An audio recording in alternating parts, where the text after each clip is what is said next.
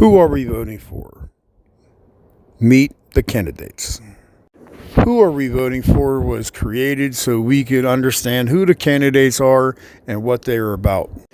This is not an endorsement for any candidate. This is for the voter to be more educated about who we're voting for.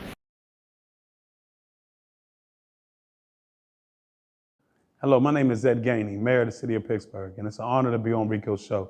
Hey, listen, I'm opening up about how I grew up. I had a great childhood. My family's from the Hill District, the historical Hill. I myself was born in Oakland on a street called Lawn Street, stayed until I was around 6 years old. My grandma moved to a place in East Liberty called the High Rise Building, and I moved in there with her. A couple years later, my mom moved on to the low rises, and I ended up moving in with my mom. I had a wonderful childhood. My childhood consisted of a whole lot of friends, a lot of single moms like my mom. We didn't even know we were poor. There was a lot of love in our neighborhood. We played basketball, football, baseball, rode our bike, skateboard, whatever we wanted to do. It was just a good time back then. Matter of fact, the first video game we ever had was Atari, because that was the first video game that came out. So we always had places to play and places to go. It was just wonderful growing up on Collins Avenue. We had a great time. As I got older, I ended up going to Dilworth first, and I went to Holy Rosary. Went to Central Catholic, then I graduated from Peabody. Later on in life, I had my first daughter. I call her my change of life baby, Mariah Peoples. She got married, got a grandson, but she was my change of life baby. I always tell her she's the one that helped me grow up. If I wouldn't have had my first daughter, I probably would have never grew up. Then I met my wife, and it's funny, I met my wife at an old traditional place in the city called Arts. We met down Arts, we started dating, we got married. We've been together for about 18 years. We got 2 kids, Alexa and Darius, and they're just beautiful. The whole family is just beautiful. My mom, I'm so proud of my mom. I watched her come from a single teenage mom to someone that's really helping us with raising our children, being that grandma that every young people want. So, I mean, hey, it's just a blessing, man. It's a blessing to be able to sit here as the mayor, talk to you and talk about exactly at the end of the day how my childhood was. So the skills that I have to run for the mayor of the city of Pittsburgh, number one, I love to solve problems. I think solving problems changes the outcome that you want to get. I always tell people that you have to be a problem solver. So when I talk about the things that we can do to move the city ahead, it's because at the end of the day, we will break things down to its lowest denominator. We will look at the root cause of things and find out exactly what the problem is and how we can change it. And how do we change it? We create these solutions. 1, 2, 3 solutions in order to get to the answer. And I always say that's important because if you come up with just an answer and it don't go right, you got to go back to the drawing boards. But if you have solutions, by the time you get to that third solution, you have the answer. And that's the one that is going to change the root cause to give you a different outcome. So number one is just being able to problem solve, to look at the root cause and be able to change it. Number 2 is collaborative leadership. We have to be able to bring people together. If we want to be able to solve problems, then we have to look at it from diverse angles that really get us to the root cause. And you can only do that if you have enough people around the table that have a diverse angle and lived experience that can see that root cause and say, listen, did you think about this? How do we look at this? How do we make sure that if we go this way and this happens, we can pivot to this direction? That diversity of mindset, that diversity of answers, that's what makes America great, because everybody comes from different lived experience. I call it wisdom, because wisdom is what we need to be able to see our way through. And wisdom comes in universal forms. So the diversity that I have at my table gives me the ability to look at it, as I said, in one, break it down, and then a collaborative leadership to go forward. And then the third one is the execution of decisions. I don't believe that you make a plan and then execute. I believe you execute the plan. If we execute the plan, that means that we're executing as we're planning, so that we're learning as we're going. And if we're learning as we're going, we are again getting to the root cause to be able to say, here is the right decision, and we're executing the plan. That way, like in the past, we create a whole lot of plans and we just put them on the shelf and it looks nice and we talk about these plans. That's not me. I want action. I want the ability to execute the plan. We don't have time to wait. Let's start planning right now. That part is done. Execute. All right, here's what we got. Let's evaluate it. Create the second part of the plan. Execute. When we do things like that, we always remain on the top, because we're always looking to find ways to create a new way to attack the root cause. That's what it's about, and that's what we've done, and that's what we will continue to do. I believe I should run for the mayor of the city of Pittsburgh because I believe in this city. I believe in the people, and I believe in what we stand for. One is that I believe that you need diversity in the city. I believe that the more diversity that we have in the city, the greater our neighborhoods is. The more we recognize the multiple cultures, the diverse cultures that we have, and we celebrate these cultures, we bring the best. And also we bring investment. We bring more people into the city. That's why you hear me say all the time, we need immigration. Immigration is how you grow our population. There's no question about it. And as long as people see that they have a way to be able to be safe here, they feel welcome here, and they feel they can thrive here, they will want to be here. And one of my main features has always been, how do we make this the safest city in America? Because when we make it safe, when people come here, they feel that safeness. They want to call Pittsburgh home. So I'm always making sure that we make this the safest city in America.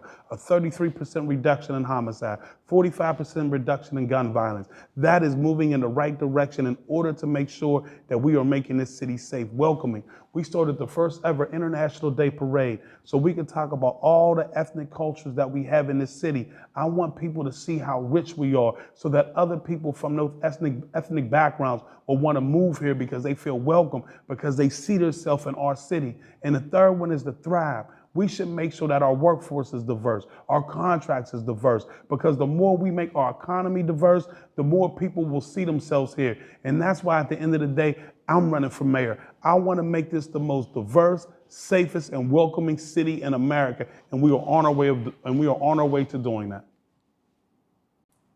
Yeah, I come from Section 8 housing. I know how important it is to have affordable housing. Growing up, my mom made sure we always had safe, decent, and affordable housing. We came out of Section 8, and I believe that as an adult, that everybody should have safe, affordable, and decent housing. I believe that housing is a human right. My administration in my first term has delivered 1,600 units of affordable housing. So we're making sure that we are building enough affordable housing for everybody to have affordable housing in our city. It's the biggest thing that I'm focused on. When I came in, we created Own PGH. We moved 150 renters into homeowners, first-time homeowners. 80% were women. What does that mean? That their children and family are experiencing generational wealth for the first time than any other time in their life. And that's amazing because now these kids get to grow up with the feeling of ownership and not just rentership. And that is something that we want all of our children to focus on, what it means to be able to have wealth in your family. Thirdly, when I took office, we hadn't moved one property out of the land bank. The land bank was created 8 years before I took office, and we had never moved one property. As of today, we moved over 160 properties out of the land bank, putting them back on the tax rolls, creating more affordable housing. Again, we're focused on making sure that we repopulate our city. And the way that we repopulate our city is by making affordable housing available to everybody. We got $600 million back from the state by creating a plan with County Exec Anna Morado, funded by Governor Shapiro, to be able to reinvest in our downtown. We got 7 conversion projects going on where we are turning commercial office space into affordable units, because again, that's another way to be able to get affordability. The other way is securing affordability. There were some housing developments that had affordable covenants attached to them that were running out, but they had to do rehabilitation. And what we did for those units was say the city would invest in it, but that when we invest in it, we want to make sure that those units remain affordable. That's a tax break. That's a tax break to the taxpayer, because now instead of building new, we are saving taxpayer dollars. That is something that is very big. And then the last one, 37% of our federal funds went to building and preserving affordable housing. We went out and got the first ever affordable housing bond, $30 million affordable housing bond, so that we can make sure that we are laser focused on building affordable housing. That's what it's about. It's about making sure that everybody has housing. Housing is a human right, and we will continue to move forward with our Pittsburgh home plan that guarantees that we deal with predatory landlords, that guarantees that we deal with short-term like the Airbnbs by creating policies. Our new zoning that talks about inclusionary zoning, which says that if you build a housing complex with units over 20 units, that give me 10% affordability on them at 50% of the AMI. What does that look like? A single mom that makes $45,000 a year with 2 kids can live in every new development of 20 units or more. That's how we build affordable housing. That's how we repopulate our city, and that's what we're doing for the people of this city. Thank you. I am asking people to vote for me because I want to continue the work that we are doing. Public safety means a lot to me. I lost my sister in 2016 to gun violence. I know how gun violence disrupts communities and impacts families. And I want to make sure that every year we are reducing homicides in this city. When I took office, we had 71 homicides. We are down to 42 homicides, 33% reduction in homicides. With gun violence, we always talk about gun violence. We have a 45% reduction in gun violence. From kids 13 to 17 in 2024, 13 to 17, in that age range, we had no homicide amongst our youth. Those are amazing statistics when we talk about keeping the city safe and making people feel safe. I believe in that. That's why we do community policing. Community policing gets our police out of the cars, meaning with community, neighborhood, and merchant leaders to talk about what's going on so that we have a better rapport. That's extremely important when it comes to solving crimes.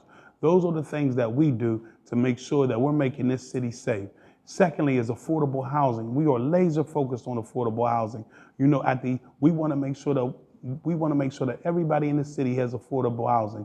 That's why our inclusionary zoning is so big. That's why we also amended our zoning code, and we're trying to get it through council now to talk about, lot size, parking minimums, parking maximums, and transit-oriented development. We want to make sure that we're building robust developments all throughout this city. The second thing about affordable housing, we went out and got that $30 million affordable housing bond to be able to close the gap so that we can make sure financially we can build these homes. $37 million of our federal funds, again, went for building and preserving affordable housing. Own PGH. So many people coming first-time homeowners, over 80% single moms. I love that. And so we will continue to do what we need to do to ensure that we are building affordable housing to give people the opportunity to be able to afford where they live. And lastly, it's just the ability to thrive. We have the most diverse administration this city has ever seen. Our procurements, we have changed a lot of it. So for the first time in the history of the city, we got three African American contractors on three major construction jobs. 54% of our subcontractors are African American. We will continue to push that envelope so that we continue to build a city for all. The more we come together, the more diverse we are, the more housing we build, the more safe we build. That's why I'm asking for your vote. I want to make this the safest, most affordable, most diverse city in America, because when we do that, we grow our population, we grow our tax base, and that's why I'm asking for your vote. On May 20th, vote for Gainey, and let's continue to build a city for all.